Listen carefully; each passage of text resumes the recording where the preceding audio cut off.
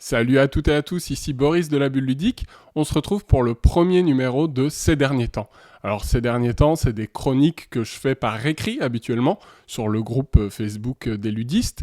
Et là, pour la première fois, je vais la faire en vidéo. On va parler des derniers jeux auxquels j'ai joué ces derniers temps, tout simplement. En l'occurrence, les 2 dernières semaines. Allez, c'est parti. Alors, mon dernier post Facebook ces derniers temps, c'était le 5 mars 2023. À l'heure où j'enregistre, on est le 19 mars 2023. Et dans cet intervalle-là, de plus ou moins 2 semaines, j'ai joué à 64 jeux. J'ai fait 64 parties. Alors, 64 parties, ça peut vous paraître énorme. Ça l'est, bien sûr. Moi, j'ai beaucoup de chance. J'ai la chance qu'il y ait beaucoup de gens qui jouent autour de moi. Donc, j'ai beaucoup d'opportunités de sortir mes boîtes. Après, dans le tas, il y a aussi des jeux enfants, des plus petits jeux. Il y a aussi du gros jeu. On va détailler ça ensemble. Rassurez-vous, on va pas passer en revue les 64 parties. Je vais vous parler de ce qui m'a marqué, ce que j'ai envie de retenir, ce que j'ai envie de partager avec vous. Au programme de cette sélection, du petit jeu avec Marvel Remix et That's Not a Hat. Du gros jeu avec Darwin's Journey. Et il y aura aussi un petit peu de jeu enfant. On va commencer avec le plus récent, parce que ma découverte date d'hier soir, c'est Marvel Remix, chez WizKids, de Bruce Glasgow. Alors Marvel Remix, c'est Fantasy Realms, tout simplement, avec une licence Marvel, d'accord ? C'est quasiment le même jeu, mais c'est pas inintéressant pour autant. Vous en avez sûrement entendu parler si vous traînez sur la communauté des ludistes ou les cubes en bois. C'est notamment Ben et Romain Bray, des voituriers ludiques, qui en ont beaucoup parlé. Moi, j'étais curieux, j'aime bien Marvel, je joue beaucoup à Marvel Champion, à Marvel United, donc j'avais envie de découvrir cette alternative-là, et le jeu laissait penser qu'il y allait avoir quand même un feeling qui était différent. Alors, c'est les mêmes règles, grosso modo. Une des petites différences, c'est qu'on a 2 decks. Un deck remix, dans lequel vous allez avoir des héros, bien sûr, Cyclope, Jean Grey, etc., mais aussi des manœuvres, des lieux, toute une série de cartes spéciales, et puis un deck de vilains. Les vilains, en gros, c'est des cartes qui vont vous faire gagner plus de points, qui vont être plus intéressantes sur le papier, sauf qu'elles vont à chaque fois avoir des conditions qui vont aussi vous en faire perdre, ou en tout cas vous embêter, effacer certaines cartes de votre main, etc. Thématiquement, c'est des vilains qu'on doit combattre avec nos héros. On commence la partie avec 6 cartes remix et un vilain, et à notre tour, comme dans Fantasy Realms, on va pouvoir les piocher dans un paquet, mettre une nouvelle carte dans notre main et en défausser une nouvelle sur la table, ou alors récupérer une carte de la défausse qu'un adversaire aurait laissée, ou même que nous-mêmes on aurait laissé dans un tour précédent. Et petit à petit, on va se construire comme ça la meilleure main de cartes possible, jusqu'à ce qu'il y ait 10 cartes au milieu de la table, comme dans Fantasy Realms, ça déclenche immédiatement la fin de partie, on score. Les parties, nous on a joué à 2, on en a enchaîné 6 d'affilée, ça a rarement duré plus de 10-12 minutes, et à chaque fois c'était énormément de fun, on avait envie de faire une revanche derrière. C'est très agréable, très thématique, il y a moins de cartes que dans un Fantasy Realms, mais en même temps elles ont chacune des badges sur le côté, donc c'est comme si elles appartenaient à plusieurs familles, si on faisait la comparaison avec Fantasy Realms, donc ça permet de construire des combinaisons un peu plus facilement, il y a un peu moins besoin de creuser tout le paquet, on peut un peu plus vite trouver la solution et les bonnes synergies qui vont avec ce qu'on a. Donc voilà, un jeu super fun. On en a déjà fait 6 parties d'affilée la première fois qu'on l'a sorti, et je suis sûr que ça va être un classique de fin de soirée. Je me demande dans quelle mesure il va pas remplacer Fantasy Realms en fait, même si j'ai l'extension de Fantasy Realms qui lui donne de la richesse, etc., les objets maudits qui permettent d'avoir des effets en plus, mais celui-là en fait est plus léger, plus rapide à sortir, et puis il y a cette licence Marvel que moi j'aime bien et qui fonctionne toujours bien. Ah, j'ai fait une team de mutants, regarde, j'ai Hulk et She-Hulk, du coup mon Bruce Banner se transforme, etc. Franchement, ça fonctionne, c'est rigolo. C'est sûr qu'il va beaucoup ressortir, et immédiatement j'ai envie d'y rejouer un maximum. Voilà, on va enchaîner rapidement avec cette petite boîte qui a beaucoup fait parler d'elle, That's Not a Hat, qui a défrayé la chronique quand il a été nommé un peu par surprise à l'As d'Or. Tout le monde a été très sceptique vis-à-vis de ce jeu, et c'est vrai qu'il paye pas de mine quand on regarde les illustrations extrêmement sobres, quand on regarde les règles qui ont l'air de vraiment reposer sur un post-it et sur un concept un petit peu abscon. Et en fait, ça fonctionne en tant que jeu d'ambiance, c'est fun. Alors je pense que c'est très table dépendant, comme un Challengers où il va falloir un peu être dans l'ambiance pour que ça fonctionne. Ici, là j'y ai joué en famille, on avait bu un verre, c'était la fin de soirée, on était détendu et on a enchaîné 3 parties et on s'est authentiquement marré, quoi. Il y a vraiment des fous rires qui se font. Pourquoi? Qu'est-ce qui fait que ça fonctionne?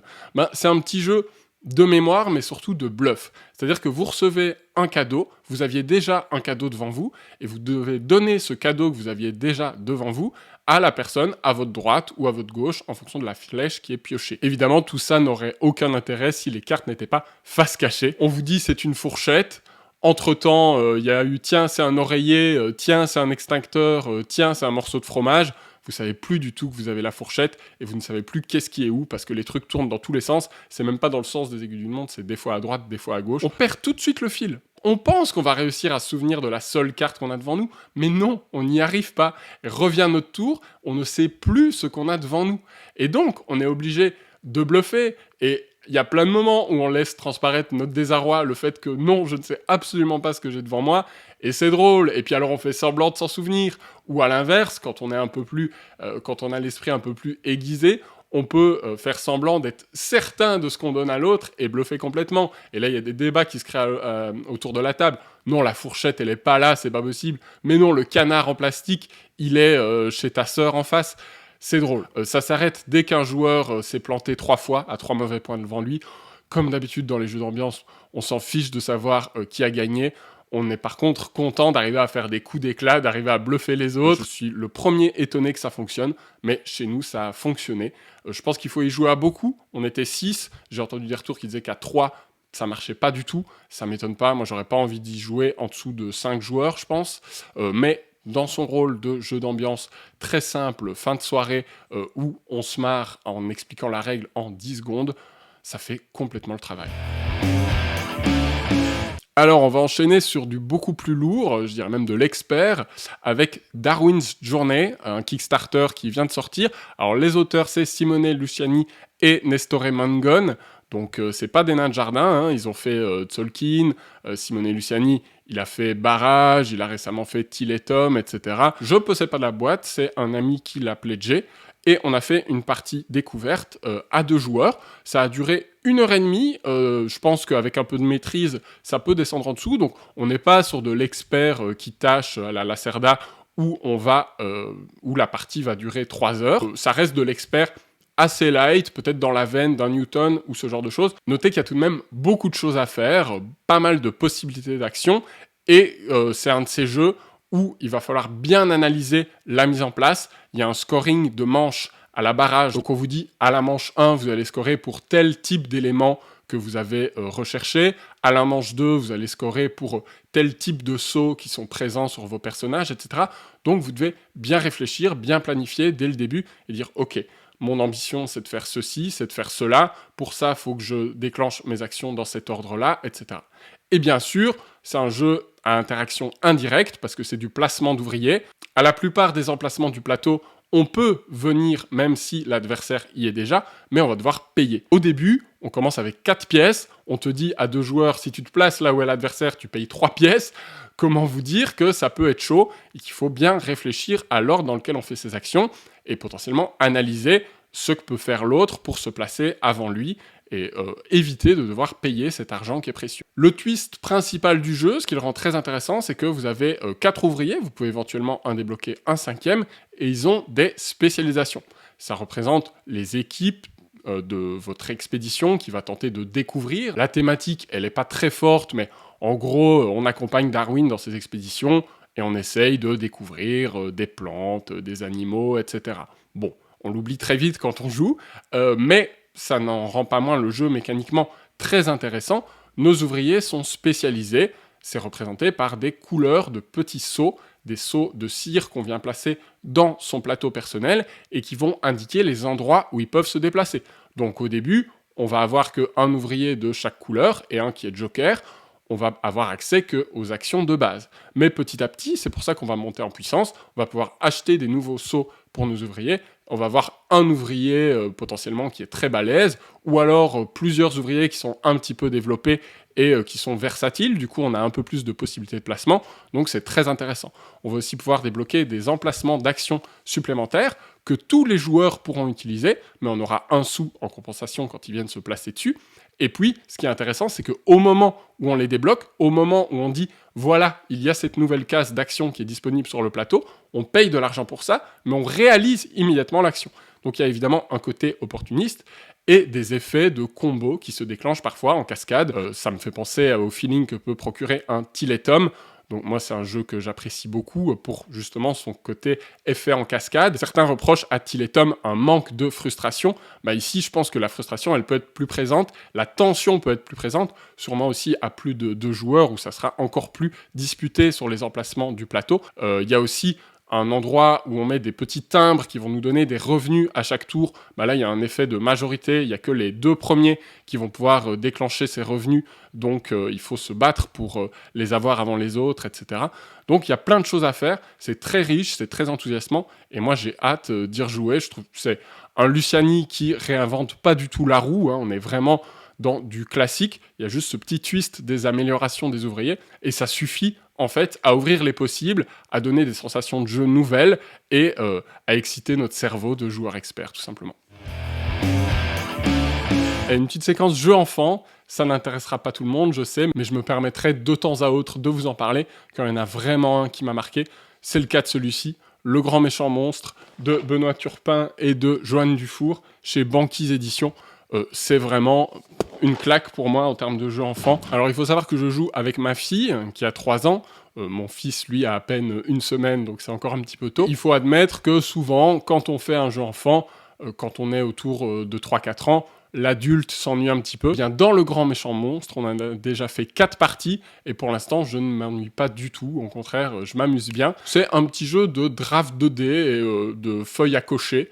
Donc on va petit à petit récupérer des dés qui vont nous dire tu dessines une corne sur ton monstre, tu dessines un œil, etc. jusqu'à 5 de chaque élément. Donc il va pouvoir avoir 5 yeux, 5 jambes, 5 bras. La mécanique, elle est ce qu'elle est, ça fonctionne. Il y a un petit peu de contre-draft de « Oh, attention, il a déjà 4 bras, faut que je lui prenne le dé avec le bras, sinon il va en avoir 5 et il va débloquer le meilleur objectif. » Mais ce qui est surtout plaisant, on va pas se mentir, c'est de dessiner ces monstres. Et dans la boîte sont fournis des crayons gris, des crayons à papier.